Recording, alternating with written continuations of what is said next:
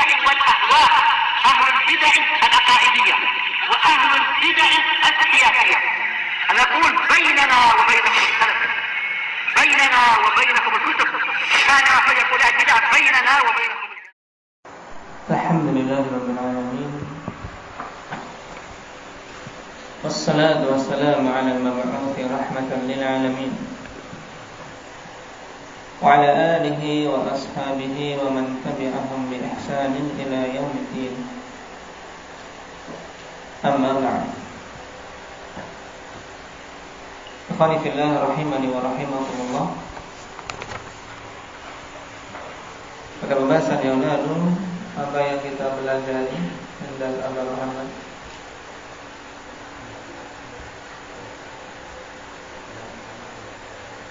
Nah, tentang tahapan pertama dari hari akhir atau tahapan pertama dari akhirat. Apa itu? Alam kubur. Nah, yang kehidupan seseorang di kuburnya, apakah mendapatkan nikmat ataukah azab, ini juga merupakan alamat tentang keselamatan dia kelak ketika dekatnya hari kiamat. Sebagaimana Rasul sallallahu alaihi wasallam mengatakan, fa inna minhu kama ba'dahu aisar min. Kalau selamat maka setelahnya akan lebih mudah. Tapi fa illam yanju minhu kama ba'dahu ashaddu min. Kalau tidak selamat, ya lebih berat, lebih dahsyat. A'udzubillahi min dzalik. Sekarang kita masuk pada poin berikutnya, hal fil qabri na'imun wa 'adzab. Apakah di kubur itu ada kenikmatan dan azab? Wal jawab na'am. Fil qabri na'imun wa 'adzabun liman kana lahu ahlun. Di kubur itu ada kenikmatan dan azab bagi orang yang pantas untuk mendapatkannya. Dan hanya dua kemungkinan ini, alhamdulillah. Kemungkinannya dia mendapatkan nikmat atau mendapatkan azab. Makanya dulu Rasul sallallahu alaihi wasallam mencontohkan kita doa untuk meminta perlindungan kepada Allah dari azab kubur sebagaimana akan dibawakan di sini. Wa dalilu hadits Aisyah radhiyallahu anha annaha sa'alat Rasulullah sallallahu alaihi wasallam an adzabil qabri faqala adzabul qabri haqqun, rawahu al-Bukhari. Dalilnya adalah hadits Aisyah radhiyallahu anha di mana beliau bertanya kepada Rasul sallallahu alaihi wasallam tentang azab kubur. Ada atau tidak? Makanya Nabi kemudian menjawab, adzabul qabri haqqun, azab kubur itu hak, adanya. Seorang mukmin tidak boleh mengingkari adanya azab kubur tersebut. Dan ini dalil yang telak, alhamdulillah, sharih dan sahih. Maksudnya sharih sangat tegas menetapkan adanya azab kubur, dan sahih juga jelas dikarenakan diriwayatkan oleh Imam Bukhari rahimahullah taala, dan tidak kita dapati adanya para imam yang mengintiqad hadis ini. Walaupun hadisnya ahad, tidak sampai derajat mutawatir, tapi di sisi ahli sunnah wal jamaah, selama itu hadis telah sah dari sisi kesahihan sanad, maka wajib diterima dan wajib diyakini kebenarannya, baik masalah akidah maupun selainnya. Dan yang menyelisih dalam masalah ini orang-orang dari kalangan Mu'tazilah. yang di zaman ini pemahaman tersebut akhwani fillah di antara yang menisbahkan kepadanya yaitu Hizbut Tahrir. Sampai-sampai dikatakan Hizbut Tahrir neo Mu'tazilah. Nah, pemahaman Mu'tazilah gaya baru. Walaupun mungkin sebagian mereka-mereka yang masuk dalam organisasi ini tidak dicekai paham itu di awalnya. Tapi prinsip mendasar pada organisasi ini Hizbut Tahrir dari sisi akidah alhamdulillah mereka berakidah Mu'tazilah. Di antara yang mereka ingkari adalah azab kubur. Makanya diingat-ingat dan dalil yang sangat tegas untuk tetapnya azab kubur di antaranya hadis Aisyah radhiyallahu anha dalam Sahih Bukhari ini, adzabul qabri haqqun. Kemudian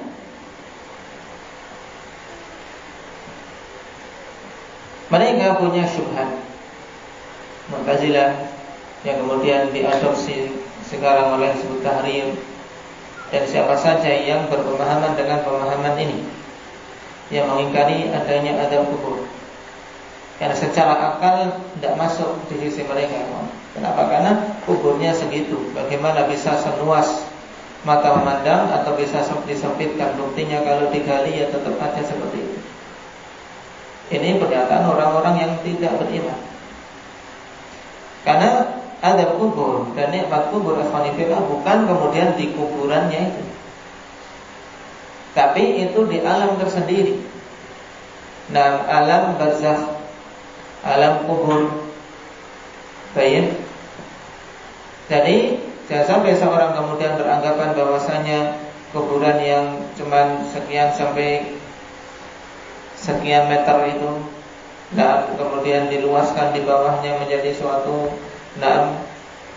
rumah yang luas, itu tidak demikian. Tapi alamnya sudah berbeda, alam kubur.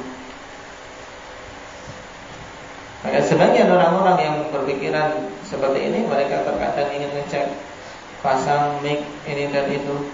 Nah, yang seandainya Allah Subhanahu wa taala menghendaki untuk menunjukkan hal-hal yang di luar kebiasaan, mampu saja. Tapi sekali lagi alhamdulillah, adab kubur dan nikmat kubur di alam yang lain, bukan di alam dunia. Sedangkan kuburan itu kan masih ada di alam dunia ini, tanahnya masih di alam dunia. Baik. Nah, syubhatnya mereka menolak hadis ini dikarenakan hadis ahad, bukan hadis mutawatir. Ketika antum sampaikan ini hadisnya, dalilnya Rasulullah SAW mengatakan adzabul qabri haqqun, azab kubur itu hak. Mesti mereka akan menjawab bahwasanya hadisnya ahad. Kami tidak berdalil dengan hadis ahad dalam masalah akidah. Ini prinsip Mu'tazilah yang pada hakikatnya untuk menutupi keyakinan mereka yang sejak awal bahwasanya apa-apa yang menyelisih akal pokoknya ditolak. Cuman kalau seperti ini langsung akan banyak kaum muslimin yang mengingkari. Akhirnya mereka berdalih hadisnya hadis ahad. Kalau hadis ahad tidak diterima dalam masalah akidah, tapi diterima dalam masalah ibadah. Makanya kita butuh hadis berikutnya untuk membantah mereka. Nah, sampaikan hadis Abi Hurairah. Nah, wa hadis Abi Hurairah radhiyallahu anhu qala kana Rasulullah sallallahu alaihi wasallam yad'u wa yaqul Allahumma inni a'udzu bika min adzabil qabri wa min adzabin nar wa min fitnatil mahya wal mamat wa min fitnatil masiihid dajjal. Adalah dulu Rasulullah SAW berdoa dan mengatakan, Ya Allah, sungguhnya aku meminta perlindungan kepadamu dari azab kubur, dan dari azab neraka. Serta aku meminta perlindungan kepadamu dari fitnah hidup dan mati. Dan aku meminta perlindungan kepadamu dari fitnah Al-Masihid Dajjal. Hadits muttafaqun alaih, yang dalam sebagian hadits Rasul sallallahu alaihi wasallam memerintahkan untuk doa ini dibaca ketika seorang duduk tahiyat akhir. Berarti ini masalah apa? Masalah ibadah. Karena Nabi SAW perintahkan untuk jadikan bacaan ini sebagai bacaan di tahiyat akhir ketika sholat. Nah, bagaimana kita berdalil dengan hadits ini? Kita gunakan apa yang kau yakini tentang hadits ini. Nah, diriwayatkan muttafaqun alaih. Dalam masalah ibadah kita terima walaupun hadits ahad. Berarti kita baca doa ini di dalam sholat. Dan ini sepakat antara kita dan Hizbut Tahrir maupun Mu'tazilah yang lain. Maka sampaikan berikutnya. Dalam doa itu ada permintaan perlindungan kepada Allah dari azab kubur. Bagaimana seorang minta perlindungan dari azab kubur dalam ibadahnya, tapi tidak meyakini azab kubur itu ada? Tentunya ini seorang yang akalnya tidak waras. Saya tidak minta kepada Allah agar dilindungi azab kubur, tapi dia tidak beriman tentang adanya azab kubur. Bagaimana? Makanya Syekh Albani rahimahullah ta'ala ketika mendebat Hizbut Tahrir Al-Fanidillah, beliau mendebat dari sisi ini, sehingga mereka tidak bisa menjawab lagi. Tidak bisa menjawab lagi. Paham Maulana? Baik. Karena mereka membagi hadis jadi dua, mutawatir dan ahad. Kalau masalah akidah, menurut mereka mutawatir itu yang diterima, ahad ditolak. Ahad itu yang hanya diriwayatkan oleh satu atau dua orang saja, tidak mencapai derajat yang banyak yang mutawatir. Padahal hadis banyak sekali, kebanyakan al-Hanifiyah dari kategori hadis ahad, paling 1, 2, 3 perawi, 6 sahabat, 1 hadis. Kalau sampai derajatnya banyak, 8, 10, 12, ini baru ketika tidak ada tuduhan jumlah yang sekian ini mereka bersepakat di atas kedosaan, tidak mungkin, namanya mutawatir. Mereka bagi jadi itu. Kalau ahad diterima dalam masalah ibadah, maka gunakan hadis ini yang padanya permasalahan ibadah, tapi di dalamnya terdapat doa yang tentunya seorang tidak akan mungkin berdoa minta perlindungan dari azab kubur kecuali dia punya keyakinan azab kubur itu hak.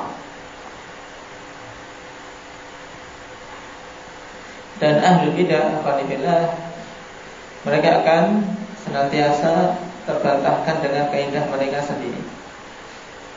Baik, tinggal kita bagaimana cara mematahkan syubhat-syubhat mereka tersebut dan jeli dalam melihat kelemahan kaidah-kaidah yang mereka datangkan.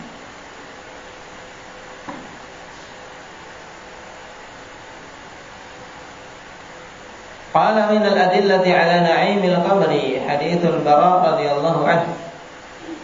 Dan di antara dalil tentang adanya nikmat kubur yaitu hadis Bara' radhiyallahu anhu, wa fihi fayuqal albisuhu minal jannah waftahu lahu baban ilal jannah fayatihi min rawhiha wa tibiha wa yufsahu lahu fi qabrihi madda basari.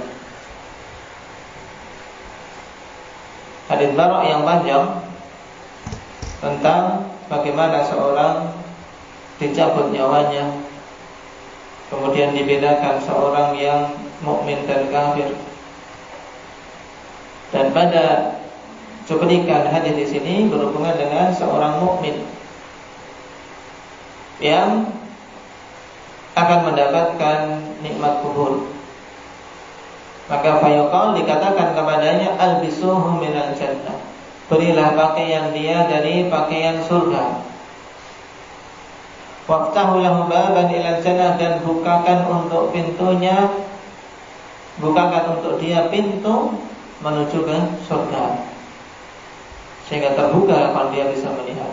Fayatihi min rawhiha wa tibiha, sehingga datang kepadanya hawa segar dari surga dan bau yang harum dari surga. Nah, wa yufsahu lahu fi qabrihi madda basari, dan diluaskan baginya di kuburnya itu sejauh mata memandang. Ini bagi orang yang beriman, sehingga harapan dia terus-menerus kepada Allah, Rabbi aqimis sa'ah, Rabbi aqimis sa'ah, ya Allah segera tegakkan hari kiamat, ya Allah segera tegakkan hari kiamat. Kenapa? Karena dia sudah melihat pintu yang akan mengantarkan dia ke surga, yang di sana nikmatnya tidak terkira. Sehingga berharap pada Allah untuk segera ditegakkan hari kiamat. Nah, padahal dia berada di atas nikmat di kubur, tapi di sana ada nikmat yang lebih besar yang menanti dia. Sedangkan mereka yang teradab di kuburnya, akhwan, ketika dibukakan juga untuk melihat kengerian neraka, sehingga hawa panas neraka juga mereka rasakan, diiringi dengan azab yang ditimpakan. Mereka berharap kepada Allah, Rabbi la tuqimis sa'ah, wahai Rabbku, jangan engkau tegakkan hari kiamat, jangan engkau tegakkan hari kiamat. Mending seperti ini saja, walaupun dikubur disiksa, tapi masih mending menurut mereka daripada siksa di neraka jahanam. Karena fama ba'dahu asyaddu minhu, yang setelah itu lebih dahsyat, lebih keras lagi siksa yang akan mereka terima oleh yang berbeda.